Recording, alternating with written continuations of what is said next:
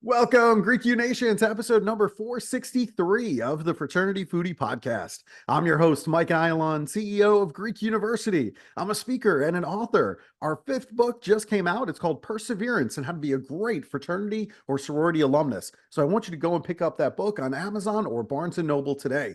We call these episodes the Fraternity Foodie Podcast because there is nothing like great food to bring fraternity and sorority students together.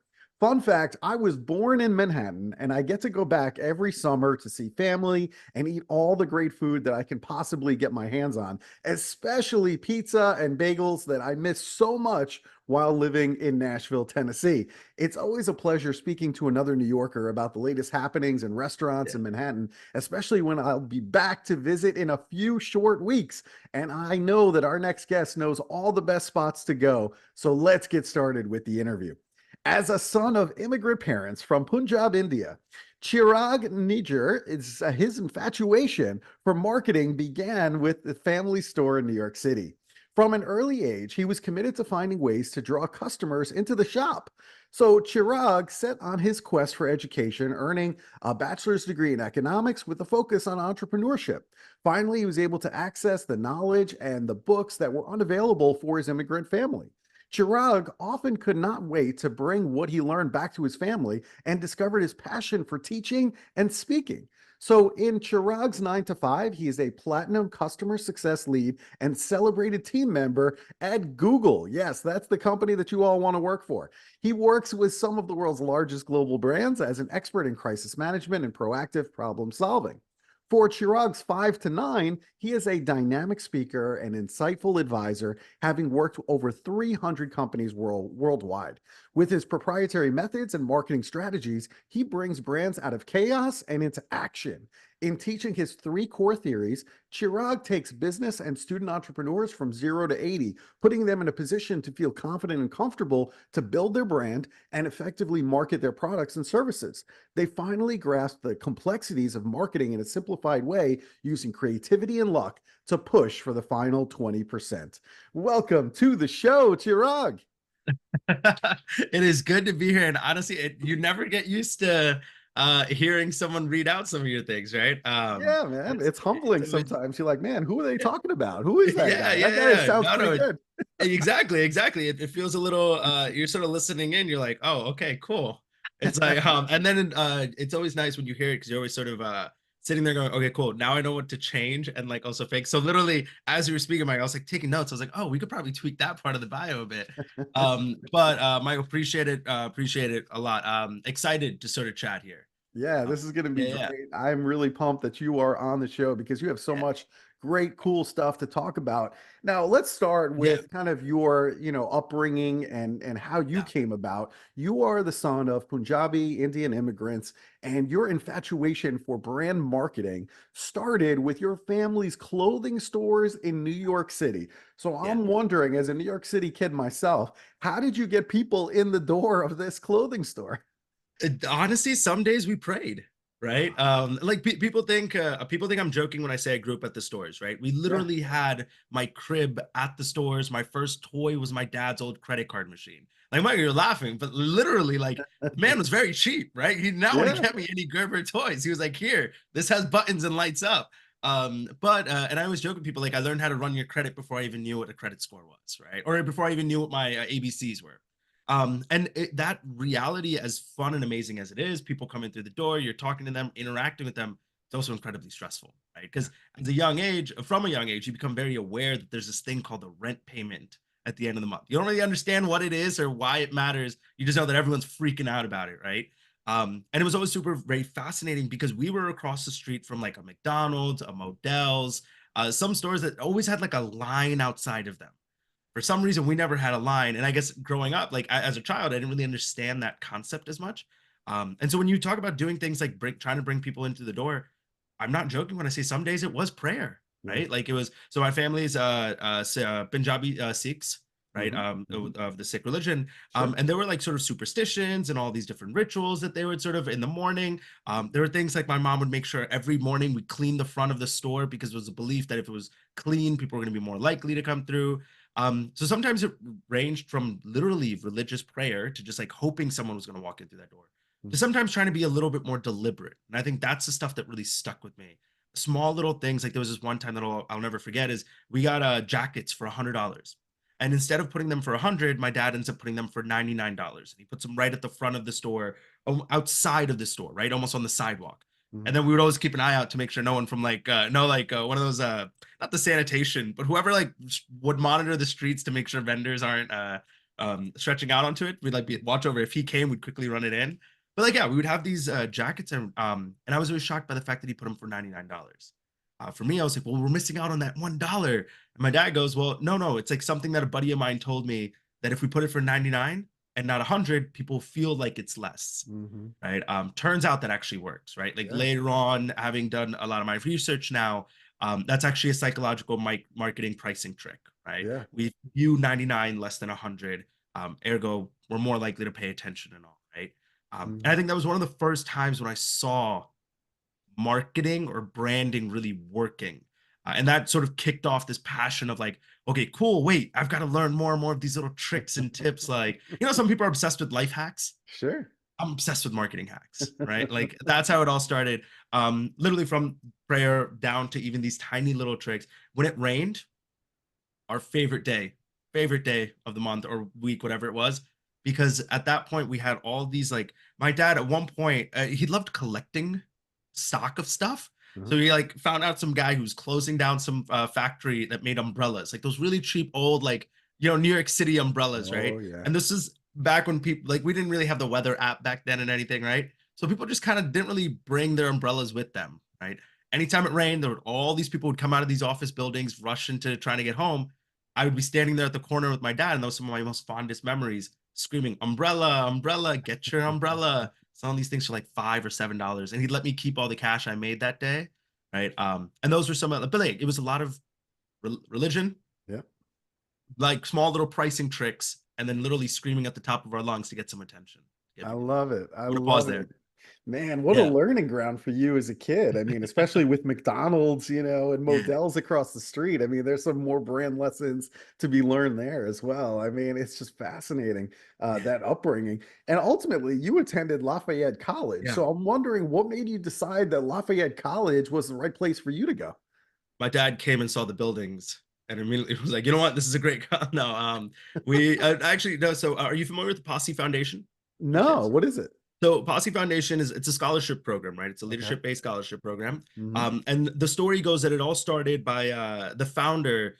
She had an individual who comes from a underrepresented background, right? Who had gotten accepted into a predominantly white institution, Hmm. right? And everyone was super proud of her. Really, it was like, hey, great, you've got this. She goes and drops out. And when she meets with the founder, she goes, why'd you drop out? Like you were doing so great. And she goes, like, I was alone. If I had my posse with me, it would have been different. My posse, my group of friends, right? The people who understand me. And so what we end so that sort of sparked her idea. Why don't we find individuals that are showing this propensity for leadership, bring them together in cohorts of 10. And then before we send them off to college for a few weeks or a few months, train them to work alongside each other so that when they're on campus, they're able to support one another. And the Posse Foundation, and now they run cohorts all across the U.S. It's a huge thing. I think at one point Obama had given part of his some prize that he had won to the foundation, so it's very well known now. And it works with a ton of really great colleges. Lafayette being one of the colleges that does work with it. Hmm. Now Lafayette, if anyone knows anything about it, small liberal arts college, not a very let's just say it's definitely on the pricier range, right? Hmm. And it's a phenomenal opportunity, right? One that I never would have been able to afford or even have considered. Right? I was considering schools in New York City this whole time. Right. Had the chance to go through the Posse Foundation, got the scholarship program, and Lafayette was one of the schools. It was, I always tell people, it was the closest school, but also far enough. So it was far enough where my parents could never show up uninvited, Right. but close enough where if I needed them to show up, they could, right? I'm very close with my family and all. And my dad hated the idea, me leaving New York and all, literally until we got onto campus. He saw the beautiful buildings. something about him and like Greek architecture that just gets him going. And he's like, you know what? Must be a good school. And that's how I ended up at Lafayette there. I love it. I love Yeah. it. And that's a really interesting story about the Posse Foundation. Yeah. I mean, side note, I went to the University of Buffalo for the same reasons Yeah. why you probably went to Lafayette College. It was still in New York, but it was definitely far away enough where my parents couldn't just show up unannounced. And I kind of like that. I thought that was Yeah. kind of cool. Like, call me if you're gonna show up. I want to Exactly. know. Exactly. I want to know Exactly. about it so I can Like, give clean the me enough place time up. to go hide everything I need You're to go right. Tuck hide. everything away in the closets and things like Exactly. that. But this Posse Foundation is really kind of fascinating to Yeah. me, and it kind of leads into our next question because Yeah. you decided that you were going to join Zeta Psi fraternity there at Lafayette College. Yeah. And I'm sure most of the guys were probably white guys in this particular organization, right? So I'm thinking about the Posse Foundation, Yeah. right? How do we get groups of people to Yeah. join so that way they feel more comfortable that they see other people that look like them in the organization? So that's another thing we should talk about. But you Yeah. ultimately served as president of the chapter. So I'm Yeah. wondering what made you want to join Zeta Psi fraternity? Yeah, yeah, yeah. No, so at the time, unfortunately, Zeta Psi plays a very large role. Not this is not the unfortunate part. The second part is, but Zeta Psi played a very big part in Lafayette's history, right? Right. The actual home on Lafayette's campus is a nationally registered land.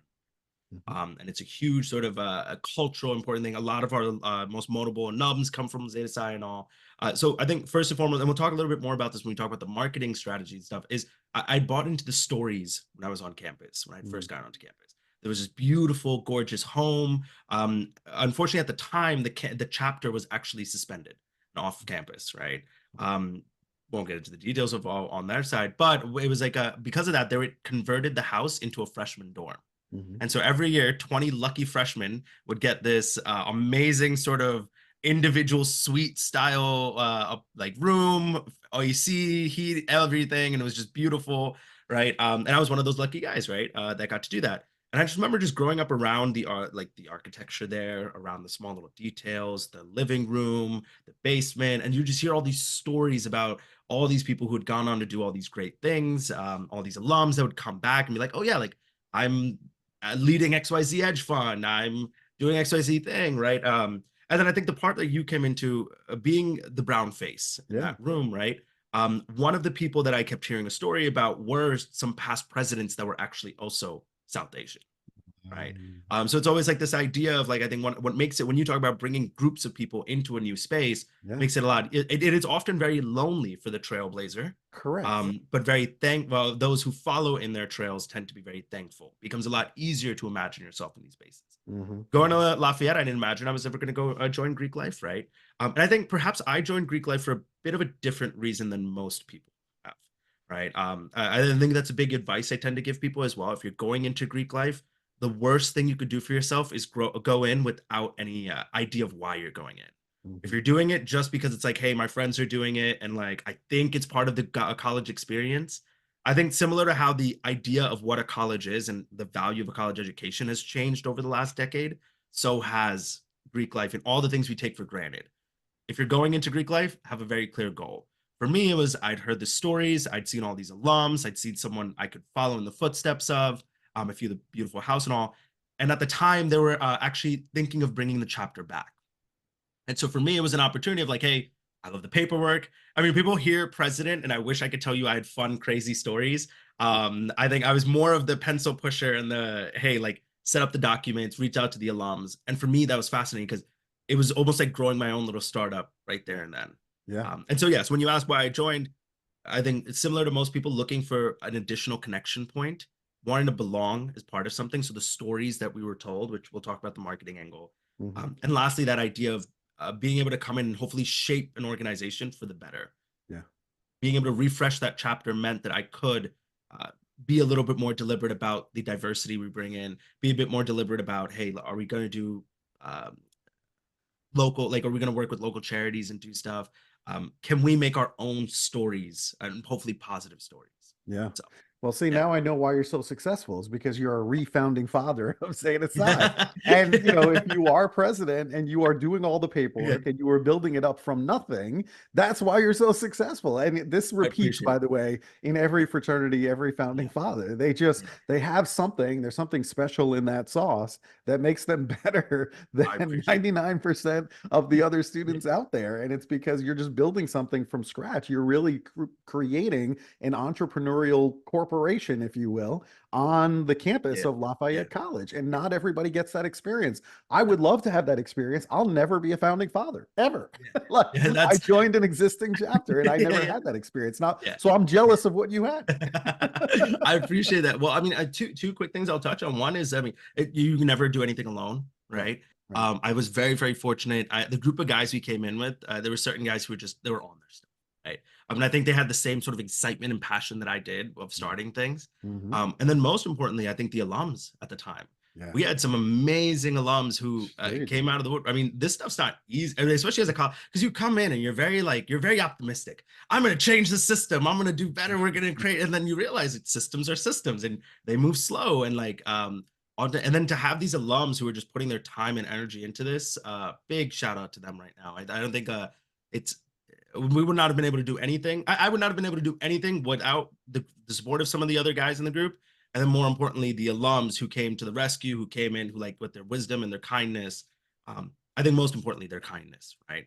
Missteps happen all the time. Sure. Whether or not the phone, whether or not the person on the other end of that call is going to yell at you or if he's going to support you makes a big difference in whether you call them openly and tell them what's going Yeah, well, they made missteps too, and I think they on. Yeah, saw themselves in you, yeah, and that's why they wanted to pay it forward because they want you to be just as successful as they were. yeah, But I'm glad that you had that support. I'm glad that you saw the benefit of the alumni in terms of their time and their wisdom, and I'm sure their money too, by the way. So that all yeah, helps, right? But I'm glad that you saw the benefit of the fraternity system and it worked out so well for you. And we should talk about Google because everybody listening right now, all the college students listening, yeah, they all want to work for Google. They just have no idea how to get in. So you started out as a bold summer intern at yeah, yeah. Google. So how did you get this job as a summer intern at Yeah. Google? And what did you do for them in that internship? Michael, I was never supposed to get a 9 to 5 job, right? So I was very anti 9 to 5. Right. Going into college, I mean, I grew up in a small business family, right? I wanted to do something entrepreneurial, something on my own. I wanted the freedom. So I was working on a startup idea at the time. And my family, however, Indian immigrants never went to college, entrepreneurs their entire lives, small business owners. Mhm. They were just sort of sitting there going, no, get a 9 to 5 job, build get the weekends, 401k, all the good stuff. So to kind of get them off my back, and I promise you, I'm not joking when I say this. I opened up my laptop. I had 30 minutes before my next class. I opened up Microsoft, Apple, Google, because those were the first three companies that just came to mind, just like that, right? Mhm. And between the three, Google was the only one that didn't ask me for a cover letter, right? And I had 30 minutes. I was like, I don't have time to write a cover letter. Let me just submit this application to Google, right? And I think I did what most people that you're saying in my shoes would have done at that moment is the imposter syndrome sets in very quickly. You're like, oh, it's Google, right? It's like, no Right. way are they gonna think of me. It's a Hail Mary, whatever. Let's throw it out there and see what happens. And lucky for me, it kind of worked out because I need to go out and raise funds. So and for Google kept me stringing along for a couple months. Meanwhile, I was out raising funds. Anytime my family called, I said, hey, I'm just waiting for Google to get back to me. It's all good, right? Thinking that by the end of the semester, Google's gonna say no. I will have raised $250,000. It's gonna be fine. We'll be good, right? And then out of nowhere, Google goes, "Hey, like we have this Bold internship program." Now, Bold is a little bit about bringing in individuals again from underrepresented backgrounds, and I've been very privileged to be surrounded by programs that have done a lot to help support me and open up doors for me here. And the Bold internship, they said, "Hey, come by, do it." And I get to work with the support organization at the time, right? So I got to work with. It was really cool because every single day as an intern, you would either be working with like a mom and pop flower shop that was running Google Ads, or Mhm. you'd be working with like a Samsung, and you'd be like, "What is my life right now?" Right? On the Google Ads marketing side of things. And it was when the opportunity came around, everyone was like, "You know what? Go do that." Most of the supporters of the idea at the time were, "Hey, well, alums, the money will be here when you get back. Just go to Google, try it out. No one says no to Google." Went and my guy fell in love with it.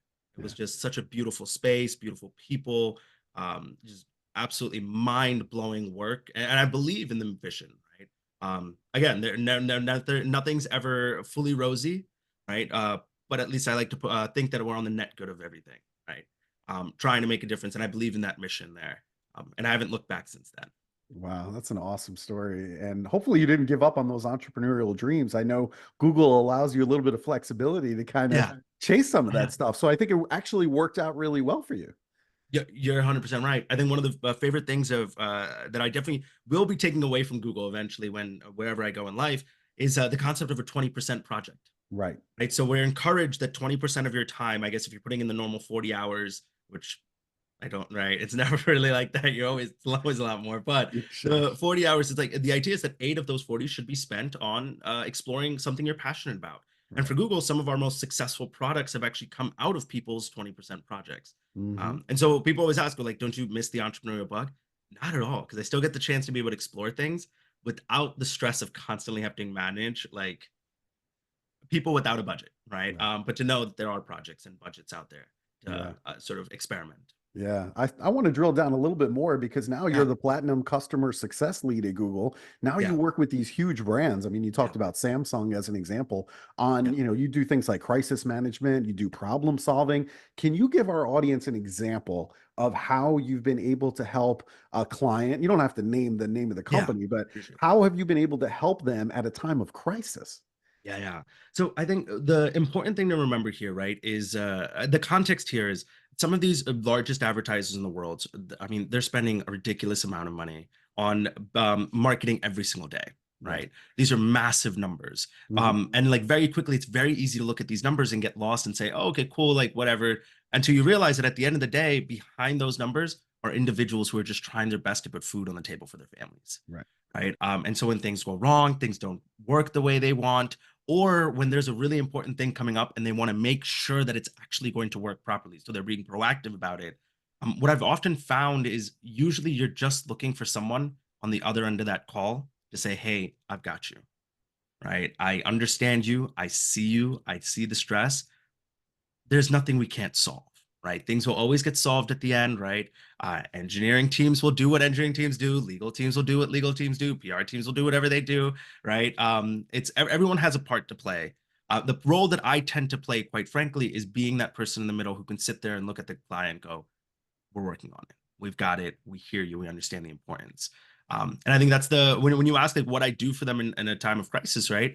Yeah. Um, I would love to tell you that look, I'm able to be superhero, a Superman, and go around and fix a million things. But most of the times, I'm just there to make sure that they understand that they're not alone. Mm. And I found that oftentimes in times of crisis that people are going through, whether that's here at my job at Google or even through marketing or working with some of the brands that I work with in general, um, humanization is often something that's gets lost very quickly, Yeah. especially in the world of emails, in the world of pings, with this AI stuff going on and everything. Oftentimes, I've found that some of the best things you can just do is tell someone, "Hey, let's hop off of this email chain and just hop into a call. Jump into a call and ask someone about their kids, ask them about their hobbies, right? Who are you? Why is this moment so important to you? And let me just make sure that the words that you are using I am echoing them back to you. So you understand physically, yes, this guy gets what I'm trying to get done. Love it. I absolutely Yeah. love it. Now I know why you're so successful at Google. Makes total sense to me now. And then I'm, watching the History Channel, and then I see you on television. You're now the on-screen branding expert and commentator for the History Channel's hit docu-series. It's called The Mega Brands That Build America, Season Yeah. 2. I Yeah. absolutely love watching all of those shows on history, and it's just awesome. So, how Yeah. did you start working with the History Channel of all places? It's so wild. Yeah, no, I mean, Mike, you need to understand. Like, I grew up watching the History Channel like obsessively, Yeah. right? Like it was my. I mean, we didn't have the resources at the time for me to go travel the world to learn stuff. I Mhm. couldn't go out and buy books, and the library was at this point ready to ban me because of how many books I kept checking out. And so the History Channel was like my way of exploring the world and making sense of the world around me, Okay. right? And so I'd always imagined. Have you ever seen the Aliens guy? Sure. On Yeah. the Yeah. History Channel. He goes, Yeah. yeah, like it's a meme, and I always in my mind, for some reason it was stuck with me. Like I was like, oh, I want to be on the History Channel one day. I want to have my own doc. I want to do something there, right? So it's just something. It was quite frankly a manifestation in its most beautiful form, right? I want this a couple of years in the making, right? I think it was a really funny situation where I was advising someone during the pandemic. Mhm. They passed my name on to someone else, who then passed my name on to someone else, and passed their name on to someone else. And essentially, every couple months, someone would reach out a little bit closer and closer, just going, "Hey, like we're asking, hey, we're working on something. What are you thinking about this?" Or and the research. So a lot of it was it came from the content that I was posting out there, Ah, right? okay. So over the last couple of years, I've been very active on platforms like TikTok and Instagram, Mhm. posting content where I broke down brand marketing strategies and real life campaigns that brands are doing, trying to make sense of them, right? Like marketing isn't this magical like thing that just happens. It's often very deliberate, and you can often break it down into a formula that you can use regardless of whether you're the Apples of the world or the Googles of the world or like a mom and pop flower shop, right? Mhm. Mhm. And this content that I kept just putting out, I guess it kept serving as a resume for me. It kept me top of sort of mind for the individuals that were on the show and working on it. And then finally, one day, someone reaches out and goes, "Hey, we're working on this new season. Would love to, sort of just get your thoughts on the season." So I came in. They asked me a couple of questions about some of the brands, gave them some, pointers, some ideas. For the most part, I don't think they were actually looking. I think they were just trying to make sure is this guy legit, right? And then a few weeks later, they're like, "Why don't you come in and just screen read for us, and we'll see how it goes." Uh-huh. And then the rest was history from there. And Yeah. it's a weird. I don't think it really has settled in fully yet. It's an incredibly humbling moment. I am very very I frankly sometimes I'm not a guy that tends to lose his words. I lose my words a lot when it comes to this because I just can't imagine. I just can't imagine what little me would be thinking right now. Yeah, that's what I'm thinking too of you as a little kid in that New York City clothing shop. I'm Yeah. like, what a charmed life you've lived, like for real. Do you ever stop to think about that? I, yeah, yeah, but I think it's the often I always joke I'm a middle child, one older sister, one younger, so I Yeah, crave the attention all the yeah, time, right? sure, I sure. know, but it is I think it is tough because it's the constant like, hey, there's always more, so Right, constantly reminding yourself like, hey, pause, take in the wins, which I think is a lot harder said than done. right. Um, and I think what people tend to see is often the highlight reel, right? Yeah, And for every nice beautiful little every nice little sentence on a bio, right? There are 10 sentences of things that didn't work out. There are 20 sentences of things that are in the process, and there are 30 of like where I'm just lost and confused, like, hey, what's going on next? So I will say, as thankful as I am for everything that has happened over the last couple of years, um, I hope that people look at it and see it as like, hey, look, there's a brown face coming from a low income family from New York City. If he can do it, I can do it, and less of like, oh wow, this is magical. yeah. The journey's never magical. The results tend to look like that. Yeah, you make some great points there. That's really, really good. Now, I want your advice on fraternity Yeah, and sorority chapters because I think you're the yeah. perfect person to talk to. Thank you. How can the fraternity and sorority members who are listening right now build a brand Yeah. around their chapter on social media to attract more new members? Yeah, yeah.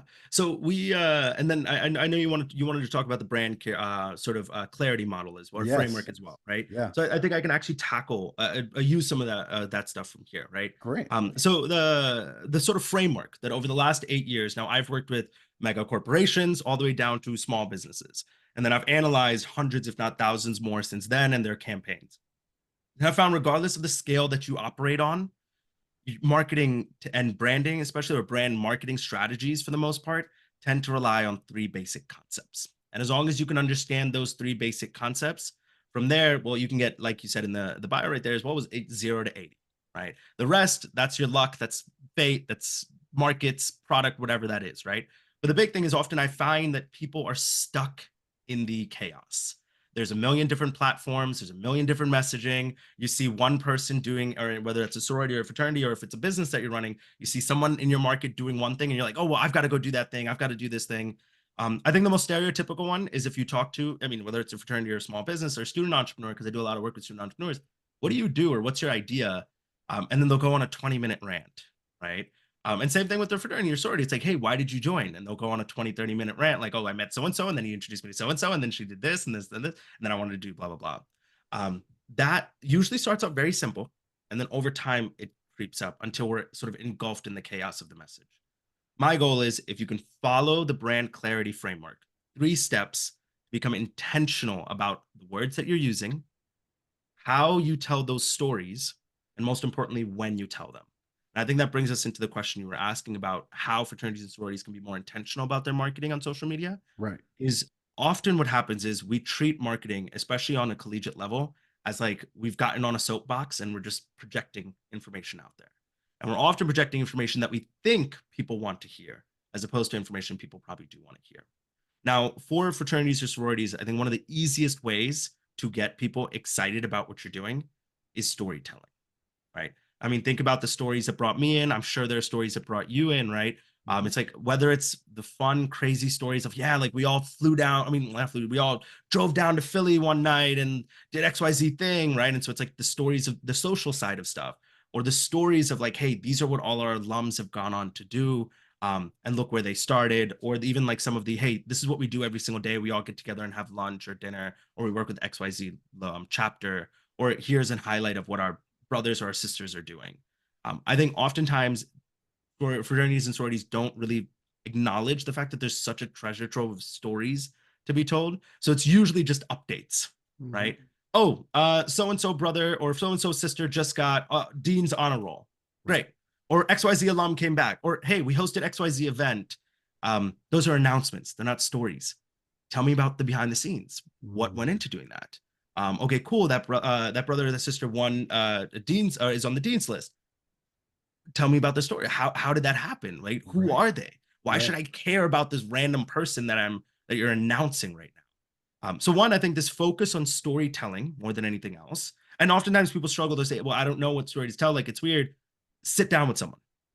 Literally physically sit down with someone, tell them the story, record that, whether you're recording that video wise or recording it audio wise. And then if it's video, just clip it up and put it up. If it's audio, well, now you have something that you can transcribe into text. Mhm. And then the second thing I think is the stage based marketing. Are you familiar with the ADA marketing funnel? No, tell me about it. Yeah. So the ADA marketing funnel, there are 4 stages, Michael, that anyone will go through, regardless of anything they're doing with you, whether it's meeting you for the first time, buying something from you, joining your fraternity, sorority, joining your anything, right? Mhm. They become aware of the fact that you exist. That's A. They become interested in what you're doing. I. They desire what you have. D. And then A, they take the action, right? I want you to think of Nike, right? With their, have you ever seen any of their, like, say, Serena Williams or Colin Oh yeah, Kaepernick ads, right? Those absolutely. massive, expansive ads, right? Have almost nothing to do with their product, Mhm. right? But that's not the point. The point is those are awareness campaigns. They're all about, let me get your attention. Let me cast a huge wide net, get you aware of the fact that I exist. You watch this Serena Williams ad, Nike might decide later on to target you with an ad going, hey, we noticed you saw the Serena Williams ad. Here's what Serena Williams wears. Are you interested in learning what Serena Williams has to wear? Mhm. Start looking. And then they make a shift from interest to desire. At that point, the language shifts. Oh, here's what Serena Williams wears to, oh, don't you want to wear what Serena Williams wears or designs? And then now they're getting you to look at a bunch of shoes or clothing that she's helped Nike design. And then finally, action is maybe a coupon shows up in your email list, in your inbox, sorry, going, hey, we're having our holiday sale, buy now, right? Mhm. Mhm. 4 basic stages. Michael, I become aware of the fact that your podcast happens, right? We check out your website and it's listed out a bunch of accolades and a bunch of different things. And it's like, oh, cool, we're interested in this. Desire, you and I connect, and you're like, hey, yeah, these are some of the questions I might ask. This is what we do, right? And then action, it goes, hey, are we all good to go? And it goes, cool, both of us logged on today. Yes. Those are stages that you go through with everyone. And one of the biggest, easiest, if you were to tell me, Chirag, I can teach you one thing about marketing, this is the most basic, simple concept. And the thing is, I wish I could tell you I made it up. This has been around for a century almost, Mhm. right? But people forget that marketing is stages. And when you break down anything you're doing into these stages, one, you become intentional about guiding people through them. But also, when things don't work, you can pinpoint where things are breaking. This is the last thing I'll say, and then we'll move on. But I mean, I was working with someone a little while back, and she goes, "Hey, like she had a consumer packaged goods company, and for some reason she thought like her marketing on social media just wasn't working. She was like, I keep getting all these amazing views and everything, but for some reason it's not turning into sales, and she was frustrated. Mhm. She was viewing marketing as one holistic thing, from the first time you saw her video on Instagram to when you made a purchase on our website. I said, let's break down the stages, right? Someone saw your video, they look at your bio, they go to your website, they go to the homepage, they go to the product page, checkout page, buy, right? Let's take a look at each one of those points. And so you can use things like Adobe Analytics, Google Analytics, right? And we started looking, and we saw that most of the people we were losing, like a large number of people were coming onto the homepage. We're losing them at the homepage. Mhm. And so it becomes, okay, well, can we improve the homepage a little bit? To do little tiny things, to tinker with it, and like things get a little bit better, but not that. And so why don't we just test 1 week? Let's just get rid of the homepage. So we get rid of the homepage, take people directly from social media to the product page. Sales skyrocket. Right? And we realized that, well, because we realized that a lot of her videos at the time were showing the product in action. So most people already bought on. They were ready to buy. They just want to know, okay, how much is this going to cost me and how long is shipping going to take? Right. And so when we took them to the homepage and showed them 80 other items and like all these other things and asked them to sign up for an email list and everything, we were overwhelming them. And so when we got rid of one step or improved that one step, suddenly things were smooth again. And so Brilliant. when you say like social media, how should they be like, how to get better? Tell stories and be intentional about the stages you want them to. What's the end goal that you have for them? Pick one action, get them to sign up, get them to follow, and just keep optimizing for that. Wow, that is Pausing that. absolutely brilliant. I mean, that is a master class in like 3 minutes. Go back and listen to that again because that is a master class in 3 minutes and it's just absolutely brilliant. I love all of it. And, I wanted to ask you one other question because I Yeah, think, side hustles are a big part of Google, right? I mean, in yeah, terms of creating other opportunities in those 8 hours that, yeah, you're dedicating to that. So many of our listeners, they have side hustles while they're in college. They have some product or some service in their head that they want to bring to market. yeah, Gen Z, very entrepreneurial. yeah. So how can they go from that idea in their head to full-time hustle? Yeah, absolutely. So there's a workshop I've actually run for quite a few colleges now, right? For student entrepreneurs. And the number one thing I tell people is like, even if you plan on getting a 9 to 5 job in your future, right? College is such a beautiful space because you have a safety net. Mhm. There's access to funding often, right? A lot of organizations on campus tend to give out funds. There's a lot of space where alums like, you know how easy it is to talk to an IP attorney when you're an adult? Very hard. It's very difficult. They charge a lot of money, right? But as a student, I was able to call up every IP attorney that was ever an alum and get 30 minutes with them, right? Sure. So you have access to people, access to resources, and most importantly, when you fail, you have a safety net, right? People who often come in to save you there, right? Or to help. And worst case scenario, okay, you're just another broke college student, right? Get in line, Right. right? All good. But one of the best things that can happen is every time you build something, you learn small little things. And if your goal, and what I tell people is oftentimes college students come in with these grand aspirations, right? And I've noticed this quite frankly more with color people, students of color, Mhm. right? Mhm. Where it's we come in with this idea of like we are going to bring some great because we've got a chip on our shoulder, we've got to represent our community, we're going to make this huge, massive change, we're going to solve social inequality in one semester, right? And it's like there are a lot of organizations working on this thing, right? And it's similar also either whether or not you're a student of color is like again, students tend to have these massive ideas, or sorry, massive ideas, right? My biggest piece of advice: prototype, prototype, prototype. Right. For example, we had one of the best students. She's such an amazing. I shout her out all the time. Dina Azar is her name. Nails by Dina, I believe. I may be getting the name wrong here. But this is an individual who just kind of for fun started doing nails on campus. Right, easy way to earn money. Right, Mhm. not a Mhm. very immediately like people were a bit dismissive. Some officials like on campus were dismissive as I was talking to them. But I realized that as I was speaking to her, she goes, "Oh yeah, like I started using Calendly, I started using Squarespace, I started using this Stripe for payment processing." And I was like, these are all tools that large companies are using today, like tools that I didn't know about until I was an alum doing this stuff, right? Mhm. Mhm. And I was like, you're building skill, and whether or not this actually goes anywhere, right? Which lucky for her, it did, and she put in the work, and it was crazy. You're building immeasurable, tiny little skills, right? And you build up these small little tiny prototype. So for example, when there was someone who's wanted to build out a clothing business, right? And he goes, we're gonna do this massive thing, and I'm gonna buy a bunch of these shirts, and we're gonna cut them up, and we're gonna do all these crazy things. And it goes, that's a massive idea. First, find the simplest version of your idea and test that for two reasons. Mhm. One, to find out if it actually works. More importantly, if you actually like doing it. It's very Mm. easy to have ideas, get started, and then fizzle out. And oftentimes it's tough to recover from that. So I told him, why don't you do something simple like sign up for a Shopify account, link it to some print on demand service like Printify, create a couple designs, put them on, see if you can sell a few of those first. Whichever ones work out really well, right? Like after a couple months, you're like, oh, this is working. Take that design and bring that one in house. But start from your dorm room without or just on your laptop. Don't go out and buy 100 that like 100 t-shirts and a printing press and everything. Test your idea.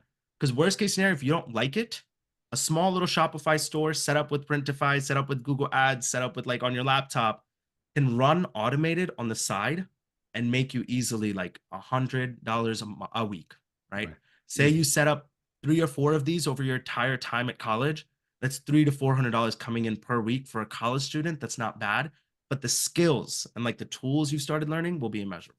Man, great advice. I Pausing love there. it. Yeah. Now, I'm going to be in Manhattan next month, Yeah. and I'm excited to come back. So I don't know where to go for a great meal anymore because I Yeah. just don't live there and I only get there a handful of times every year. So where should I go now for a great meal? Yeah. Well, Michael, your first mistake is Manhattan, right? For food, right?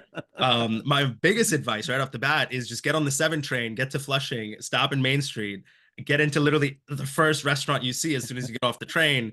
And I promise you, it'll be the best meal you ever get. But if you decide to stay in Manhattan itself, actually, I'm a bias towards Indian food, to be Me too, honest, man. Go for right? it. Where There's should I a go? place, yeah, right near Times Square. We've got Gulabo, right? Okay. And I'll send over the names as well, right? Yeah. If you ever do stop by, please let me know. I'm happy to let them know that you're dropping by and all. Yeah, sure. Gulabo, and then there's a place called SAR NYC, Beautiful. SAAR NYC. Some of the most authentic, amazing Indian food you'll taste I for sure. love it. I absolutely love it. I'm looking forward Oh, to it. there's one more I'll actually do in Soho, Madam G's, Okay. to toss out there. All Yeah, right. I mean, I I know. like super spicy food. So for me, like Yeah, chicken vindaloo is it. Like it there is you go. it with There some you go. naan. I am good to go every single time. And it's hard for me to find in Nashville, Yeah, right? So I miss this stuff. And when yeah, I come back to New York City or Flushing or wherever I'm yeah. going, that's what I'm looking for. So I appreciate the recommendations. I'm definitely Of going to hit course, those places up for sure. love it. And my Yeah, daughter is also, vegetarian, so they have yeah. all kinds of great options for her too. So everybody's happy. You know what I'm saying? Like Exactly, that's exactly, important. exactly. All That's right. the So thing. if It's like our you'll always find listeners, something. yeah, we need everybody to be happy and everybody to find something on the menu. And I know I can get it there. So Yeah, if our listeners, if they want to bring you in to speak on their college campus, where should they go in order to connect with you? yeah. Easiest thing, email over at chiragspeaks.com. And I'm sure wherever you're placing this, we'll throw in the link there. Yeah, Or worst case scenario, connect on LinkedIn, on social media, right? love it. LinkedIn, often if you want to get in contact to chat about things, right? And see if there's opportunities to come and speak. Versus if you're not ready and if you're not at that stage just yet, right? And you just want to follow along and learn more, chiragspeaks.com or follow me on social media. I That's all. love it. ChiragSpeaks.com. It's spelled CHIRAG speaks.com. Go and check out the website. Go and follow him on social media. He's got a ton of followers on TikTok. Go and check out all of that stuff. And what can I say? Chirag, you're amazing, man. I am so Oh, happy that we had a chance to chat today.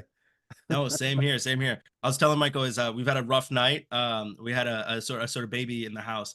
And Michael, I can't. You've made this. I'm awake now, right? You've brought it Now easy. you can start your Um, day. yeah, yeah, yeah. Always. Seriously, this has been a very, very smooth. I appreciate this, right? I appreciate the space you create for the speakers, as well as the questions. Questions are intentional. They are very. They lend themselves to storytelling, which Yeah. for a storytelling nerd like me is just perfect, and I appreciate Yeah. it. Well, you Yeah, have great advice on the storytelling. I think 100%, our fraternities and sororities, they need to get better at storytelling instead of just announcements. You're 100% right. You've seen it, so you know what's wrong with it. yeah, Get into the storytelling. That's what makes a great speaker is a great storyteller. And that's when you get hooked in. But if you can't do that, you can't convey that on social media, then you're going to lose out on yeah, all of the great results that you want to get. So exactly. great advice, really good stuff. So thank you so much for sharing all of that. To our listeners, if you enjoyed Chirag's session today on the Fraternity Foodie Podcast, I want you to like it and I want you to share it with every fraternity and sorority member that you know because they need to hear his words. He knows what he's talking about. This guy works for Google. I'm telling you, he knows what he's talking about. Follow his instructions and you're going to do really, really well. So thank you so much for joining us, and we hope to see you on another episode of the Fraternity Foodie Podcast. Thanks so much for joining us. We'll see you next time.